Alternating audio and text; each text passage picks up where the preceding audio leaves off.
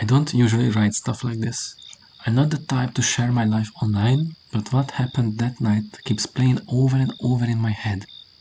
Maybe putting it down here will help me make sense of it, or at least let me sleep without thinking about it so much. It was a regular day, just another long, exhausting day working the farm. If you've ever worked one, you know what I mean. It's sunup to sundown, sweat pouring down your back, fixing fences, checking on the animals, and making sure the crops are doing what they're supposed to do. By the time I finally sat down on the porch that evening, I was dead tired. I grabbed a cold beer, kicked my boots up on the railing, and just let the night wash over me. It was one of those perfect, clear nights. The sky was pitch black, and the stars were out, brighter than usual. There wasn't much of a breeze, and everything felt so still and quiet. Just me, the crickets, and the occasional snort from one of the cows out in the pasture. It was peaceful, exactly what I needed after a day like that. I don't know how long I sat there, maybe 20 minutes or so, but I noticed something strange. The cows started mooing. Not just one or two like they normally do, but all of them at once. If you've ever been around cows, you know they're not exactly synchronized animals. One will moo here, another will moo there, but this was different. It was like some kind of weird chorus, all of them making noise together. At first, I figured maybe a coyote was prowling around, but it happens sometimes, and it usually gets the cows a little stirred up, but something about the sound was off. It wasn't just their usual mooing, it sounded frantic, like they were scared. I stood up and leaned on the porch railing trying to get a better look. The barn was about 50 yards away, and I could just barely make out the shape of the cows clustered near the fence under the dim light from the barnyard bulb. And then I saw it. At the far end of the barn, where the shadows were darkest, there was something standing there. At first, I thought it might have been one of the cows that somehow got loose, but as my eyes adjusted, I realized it wasn't a cow at all. It was a figure, tall and thin, just standing there completely still. Now, I'm not the type to get spooked easily. Living out here, you see all kinds of things. Wild animals, shadows that look like people, you name it. But this was different. There was something wrong about the whole ordeal. The longer I looked, the more certain I became that whatever it wasn't supposed to be there. I grabbed the flashlight I kept by the door and headed down the steps. As soon as I started walking toward the barn, the cows got quieter, but they didn't stop moving completely. It was almost like they were trying to warn me.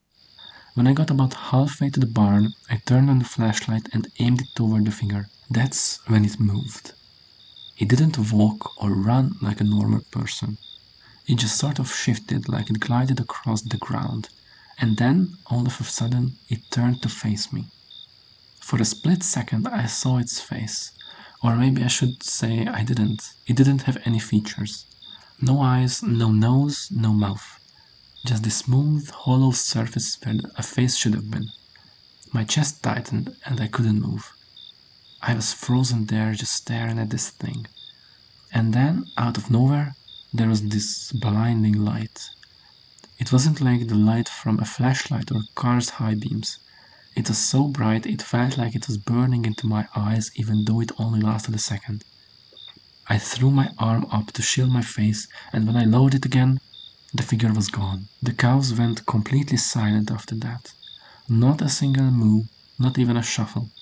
It was like the whole world had stopped. I stood there for what felt like forever, scanned the area with my flashlight, but there was nothing.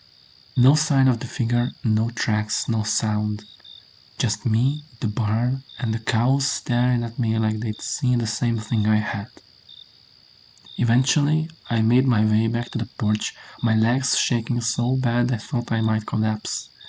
I sat down and just stared out at the barn, half expecting the figure to reappear. But it didn't. I didn't sleep that night. I just couldn't. Every time I closed my eyes, I saw that face, or lack thereof, staring back at me. The next morning, I went out to check the barn. Everything looked normal.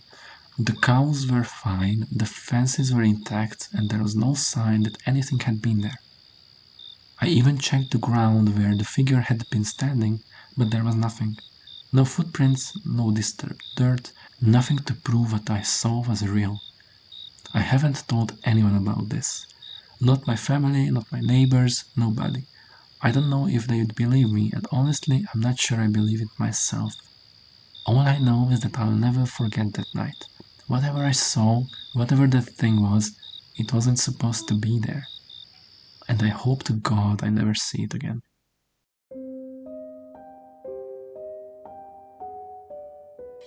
Alright, so I don't really know where to start with this one. I guess I shouldn't even say anything. I'm not the kind of guy who believes in conspiracies or secret government stuff. I mean, I've heard the stories, same as everyone else, but I never thought they were real. Not until that night, anyway. It happened about 6 months ago. My buddy Aaron had just been through some tough times. He'd lost his job, one he'd worked at for years and was really proud of. I didn't know a lot about it, just that it had something high up in the government.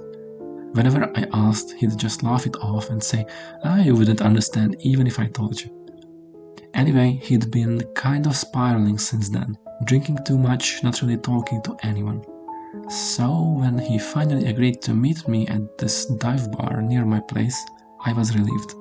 I thought maybe he just needed someone to vent to, someone to listen. The place was pretty dead when we got there. It was a first day night, so there were only a couple of other guys in the bar and the bartender who looked half asleep. Aaron showed up already looking like he'd had a couple, his shirt wrinkled and his tie loosened. We grabbed a booth in the corner, ordered a couple of beers and just started talking.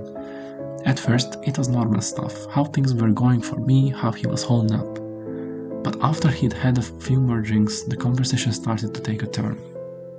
You ever think about how much we don't know? He asked out of nowhere. I shrugged. I mean, sure, there's a lot of stuff out there we'll never understand. He nodded, staring down at his beer. Yeah, but what if I told you there is stuff some people do understand? Stuff that's been hidden from the rest of us. I laughed a little, thinking he was just drunk. Like what? Aliens and Bigfoot? Aaron looked up at me, his eyes dead serious. Yeah, just like that. That caught me off guard. Aaron wasn't the type to joke about stuff like that, and the way he said it gave me chills. Okay, I said softly. What are you talking about? He leaned in closer, lowering his voice even though no one was really paying attention to us. I probably shouldn't be telling you this, he said, glancing around the room. Hell, I know I shouldn't. But what are you gonna do? Fire me? They already did that. At this point, I was getting nervous. Aaron, maybe you should... No, listen, he interrupted. You don't understand. I've seen things. Things that shouldn't exist. Things that no one is supposed to know about. He started talking about his old job, how he'd been part of some classified projects that most people wouldn't even believe existed. He didn't go into a lot of detail. He kept saying he couldn't, but he mentioned something about working with technology that wasn't human-made. I didn't know what to say. Part of me wanted to laugh it off, tell him he was just drunk and imagining things. But the way he was talking, the look in his eyes, he was scared. Then he said something that really freaked me out. I saw it, he whispered. The proof. They keep it locked away, but I saw it. And let me tell you, man, it's not from here. It's not from this world. I opened my mouth to respond, but before I could say anything, Aaron suddenly went quiet.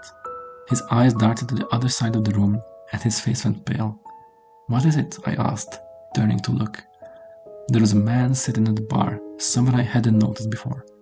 He was wearing a dark suit and had his stiff, unnatural posture, like he was trying too hard to blend in. Aaron leaned back in his seat, trying to act casual. Don't look, he muttered. Why? I asked. That guy, he said under his breath. He's been following me. I've seen him outside my apartment, at the grocery store, everywhere. He's one of them. At this point, I was convinced Aaron had lost it. Aaron, come on, you're being paranoid. But before I could say anything else, the man stood up. He walked over to our booth, his movements slow and deliberate. He didn't say anything at first, just looked at Aaron like he was waiting for something. Then, in a low, calm voice, he said, Aaron, you need to come with me.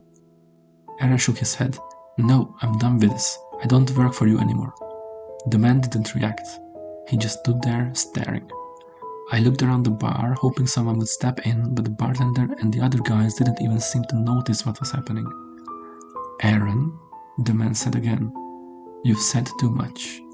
Aaron grabbed my arm. "Don't let them take me," he whispered, his voice shaking. "Please don't let them."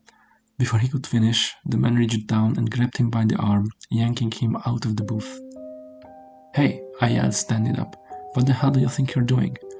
The man turned to me, his expression completely blank. "This doesn't concern you," he said. I wanted to do something, to stop him, but there was something about the way he looked at me that made my blood run cold. He dragged Aaron out of the bar, and I just stood there frozen.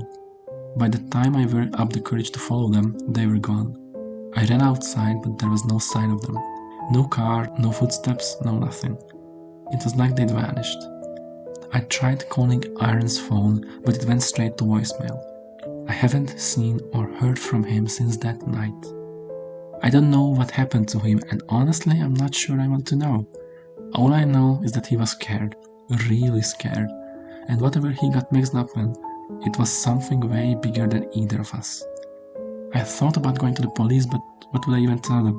That my friend was kidnapped by some government spook because he talked about aliens? They'd think I was crazy. So yeah, that's my story. I don't expect anyone to believe me, but I had to get it off my chest.